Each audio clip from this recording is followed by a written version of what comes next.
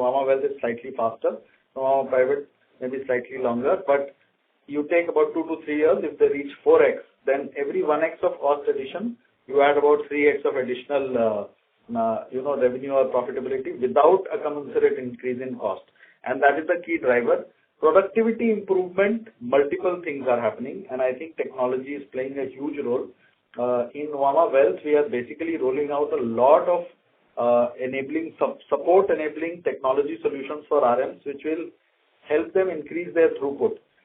Traditionally, what used to happen, people will go and sell a single product. Now you've given them a portfolio analyzer tool, which can then help them address the entire assets of the client. Even if they are not with you, they will be able to recommend stuff. So throughput of the RM per interaction keeps going up. And I think technology is the main solution which you have to embed, and some amount of playing of the product mix. These two will basically lead. And the fact that your other costs are not going to increase substantially because your broadly infrastructure and platform is set, that will lead to your operating leverage. I got it. Thanks a lot. Thank you. The next question is from the line of Lalit Deo from Equirus Securities. Please go ahead. Yeah, hi sir, good morning. Sir, I have two questions. So firstly, we have seen some compression in the net interest margins during the quarter, like it fell down to about 470 basis points. So just wanted your outlook on the same for the next 1 year in the same. So typically what happens, quarter may not be a right reflection. There are three things which happen in a business which does loan against shares or loan against ESOP funding and all. Typically loan against ESOP funding. You earn interest from the client, you earn processing fees, and depending on the book, you have to provision for expected credit loss or ECL. Now, the behavior of ECL and processing fees is actually opposite each other. What happens is that when you book a loan, you amortize the processing fees over the period of the loan. And because these are not standard loans like, home loan, car loan, personal loan, these are very market linked, so people can repay much faster. Now, let's say you charge a processing fees of 0.5% for 6 months, and somebody repays after 2 months, that entire processing fees gets upfronted. So your NIM will suddenly start looking higher. And once that loan gets repaid, you reverse the expected credit loss provision which you had made. So it could happen that, average book in a quarter is high, but end of period, somebody repays, your NIM looks higher. So if you look at quarter to quarter, it will be difficult to, predict, but on a full year basis, 5 to 5.2 is where we land up. Sure. And so lastly, so we have a decent healthy cash focus as a fair market. Also going ahead, what are our plans for effective utilization of these cash? I couldn't get your question. Can you repeat? So like last quarter, we highlighted that we would be thinking on giving a dividend, announcing a dividend. Okay. So we are very close to formalizing our dividend policy. I think maybe another month and a half, and then by next quarter we will be completely able to disclose. I keep saying that our bent is towards paying dividend, and we will soon close that, and we shall proceed with it. And I think in the next call we'll be able to articulate our dividend policy. Sure. Yeah. Thanks. Thank you. The next question is from the line of Jayant Kharote from Jefferies. Please go ahead. Thank you for the opportunity and congrats on the great set of numbers. Sir, on the Nuvama Wealth piece, the retention on client assets is slightly inched down to 94 bits this quarter, it seems. It's been moving down from 104 bits. So that is only because of the MTM of the brokerage assets. Actually, the yield on our MPIS assets is either steady or it's higher in Q4 because in Q4 insurance numbers go up. But the MTM of brokerage assets, if that expands because of the market phenomena, your denominator expands. That is the only reason. Yes. Sir, if you could also give out your MPIS assets outstanding. I think 2 quarters back you mentioned it was 35% of your AUM. So if you could give that number, it helps us to track this.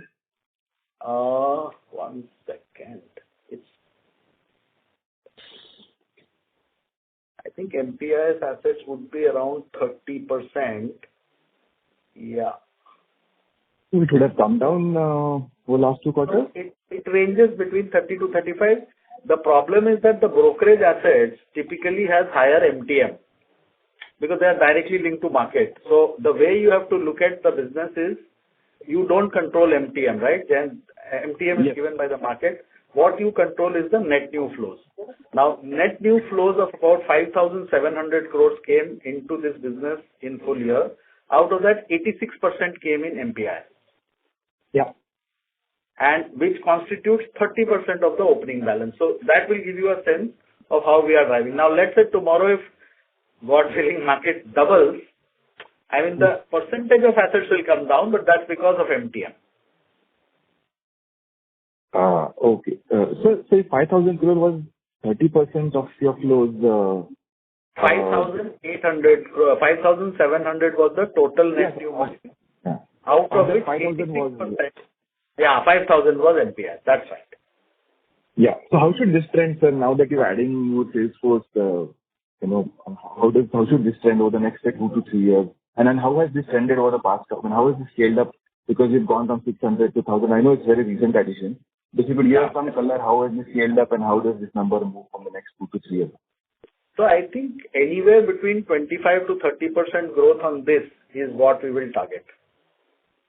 This has actually over the past, if I see number of years, it has grown substantially. 7,000 has gone to order of magnitude 25-30,000. So, and every year it has grown at that kind of a pace. So I think that will only continue to grow with more number of RMs coming in and more from, let's say, the banking fraternity where their understanding of these type of products is more. I think 25 to 30% is the bare minimum we will look. Great. And the yield should be stable on this one? Ideally, yes. We are increasing the proportion of business of mutual funds and PMSs in this business. In fact, in this year, September onwards, we've increased the focus because now our RM mix is also changing. About 30-40% of the RMs have now come from banks and they're extremely comfortable. And those assets typically, I'm talking MF equity and PMS, typically yield more than 1%. So I don't foresee the yields coming down in this space. Okay. So just one last question, more from a long-term perspective. Given that, next few years numbers will be very much influenced by the RM addition, so it may not give us a clear picture. But on a steady state basis, how does this, at what AUM do you see the RM profitability moving below, let's say, cost to income of 50-55%? And how many years or what is the period of break-even? If you could just give us some indication from a steady state perspective, not from next two, when we get 1 or 2 years. If we stop hiring RMs, let's say today, in the next 2 years, we should hit 60%. With the addition of RMs, we are saying maybe 3 years, we are targeting 60%. And at any point in time, if you stop hiring RMs, over the next 2-3 years, you can reduce 150-200 basis points and reach 50-55. I don't think it will go below 50-55 ever because there will be a churn of RMs also. New RMs will keep coming in and going out. But 50-55 is a very, very steady state basis. But in India, for the next 5-10 years, I don't think you'll reach a situation where maybe, yes, there will be a year of catastrophe when you will say no hiring, nothing. But the space offers too much growth right now that you will say that you'll stop hiring people and all that. And we are still very, very small, Jayant, in terms of size and scale, very small. Absolutely. So that's very helpful and congrats once again for the great work. Thank you. Thank you. The next question is from the line of Nidhesh from Investec. Please go ahead. Thanks for the opportunity. The first question is on asset services. This segment has shown very strong growth in this year. So how do you see this segment panning out and what is the revenue model in this segment? So this is classic custody and clearing business.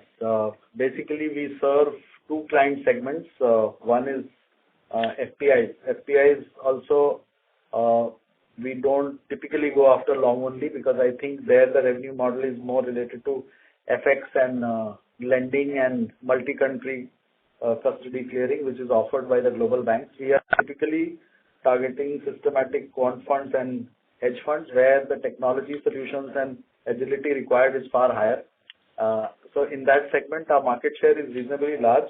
But given the derivative volumes in India right now, I think immense amount of interest is increasing from these kind of funds which operate in other markets. We are seeing activity from funds in Australia, funds in Israel, UK, US, Hong Kong, Singapore obviously was there, but other markets are also opening up. So it will be a function of the number of clients coming in. Last year we had about 20% market share of all the new clients that came in. And on the domestic side, which to my mind is more structural and more long term, because these are all PMSs and AIFs, which is tapping into the Indian financial savings. I think that growth is happening, as you can see in front of us. Total assets, both PMS and AIF put together now, I think is now about some 16 lakh crores, which was the size of the mutual fund industry in 2017. And they are growing by 20-30% every year with new players coming in. So I think we'll just keep focusing on these two segments. And earning model is divided into 2-3 elements. There is fund accounting, there is custody charges, clearing charges, and there is some float income which you make on the cash balances that remain, either as way of margin or as by way of bank balances, which these PMSs and AIFs leave in terms of the cash holding in the portfolios. Sure. Second is on Nuvama Private. How do you see retention yield on ARR assets going forward? At 100 basis point, it is quite higher than the other listed peer. So over medium to longer term, how do you see this yield panning out? And if I also compare this number versus, let's say, global peer, this number is on the higher side.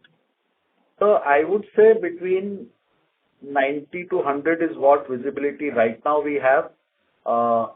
And maybe with the expansion of assets and all that, if it comes down later, we are not seeing that visibility right now. Maybe 85 to 100 is the range, depending on the product mix, because practically most of the products which go into that typically have that kind of an yield, except because fixed income, mutual funds is not something which clients in that segment buy through you.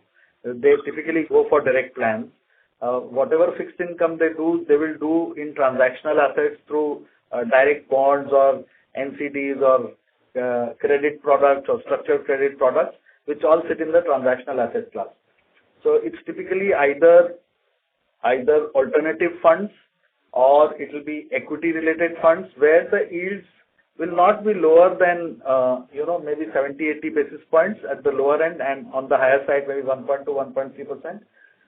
Yes, if absolute return products which mimic fixed income, that is the only category which at a product level will yield slightly lower, but that also is not below 50-60 basis points. So it depends on the product mix, but between 85-90 to maybe 1.05 is the range over a period of time is what is visible right now. Sure. Thank you. That's it from my side. Thank you. The next question is from the line of Karan Sanwal from Niveshaay. Please go ahead. Thank you for the opportunity. Am I audible? Sir, your voice is muffled. May I request you to kindly use your handset, please?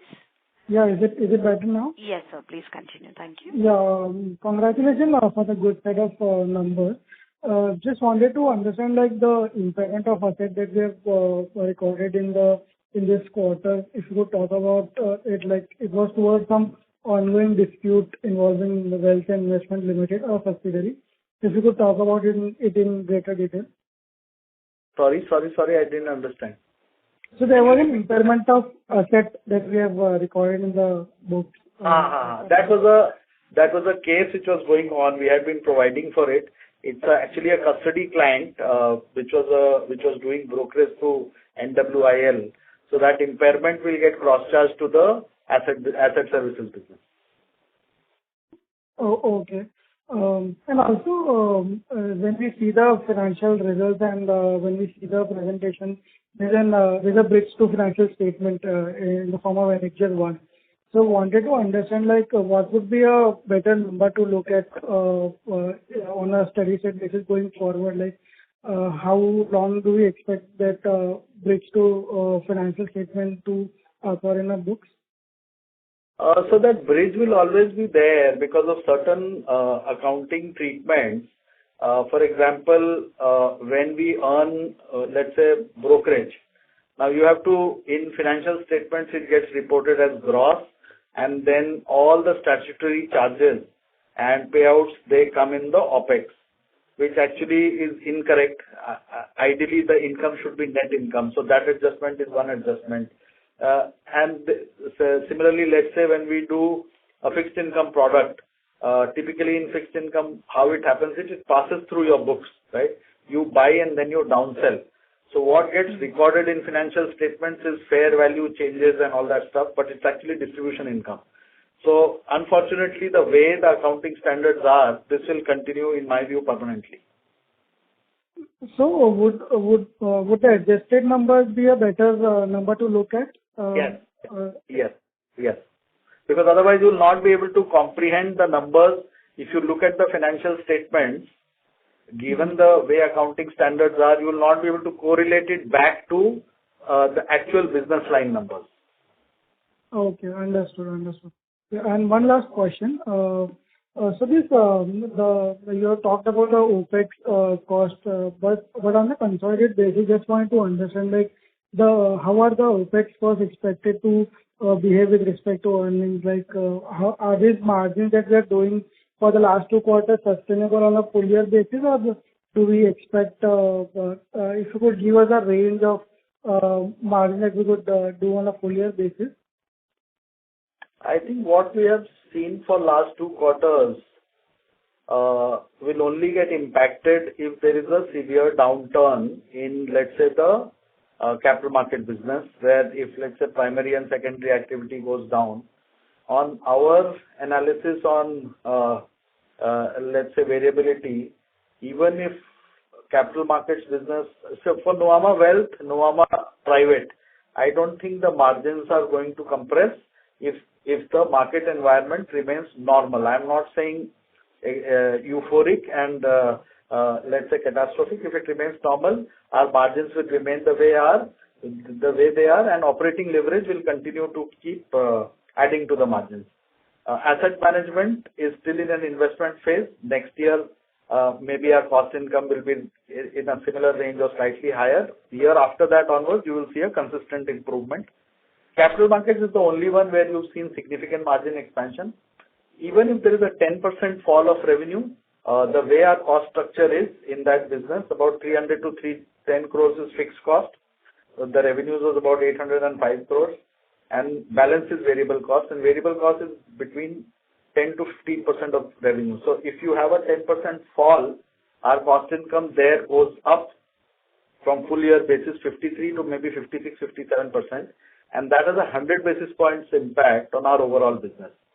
So broadly, unless there is extremely something drastic which happens, I don't think you will see a margin compression from where we are. Okay, that was very helpful. Thank you so much. All the very best. Thank you. We'll take the next question from the line of Yash from Stallion Asset Managers. Please go ahead. Hi, am I audible? Sir, may I request you to kindly use your handset, please, because there is a disturbance on the line. Let me know if I'm audible now. Sir, the voice is airy. I mean, there is a disturbance on the line when you're speaking. I would request you to use your handset. Hello? Yes, sir, this is much better. Please continue. Okay. Thank you for that. Thanks for the opportunity. So I just wanted to understand that we have taken an impairment of 24 crores on Concall basis this quarter, and I think that has impacted the profitability on Y-on-Y basis. So, going forward for next year, do you have any sort of, idea on how this number would behave? No, there is no such impairment next year. Okay. So there's no impairment on that. Okay, thank you for that. And just one more thing, just the previous participant had asked on the capital markets. I just wanted to understand the margin commentary that you had made. So you're saying that going forward, or if you just elaborate please again on your comment, I wasn't able to get it. So if you see capital markets right now, our cost income ratio is broadly 53% for the full year. Right. Now, if let's say we are able to grow I'm saying modestly by, let's say, 10%, there will be an improvement in the cost income which you're seeing. If you are flat, it will remain the same. If our revenues fall by 10% from where we are, instead of, let's say, 800 crores, we end up 720 crores.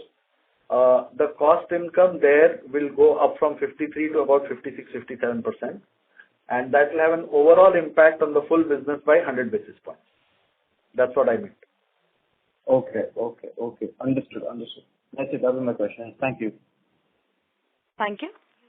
The next question is from the line of Rahul Agarwal from Himalaya Investment Advisors. Please go ahead.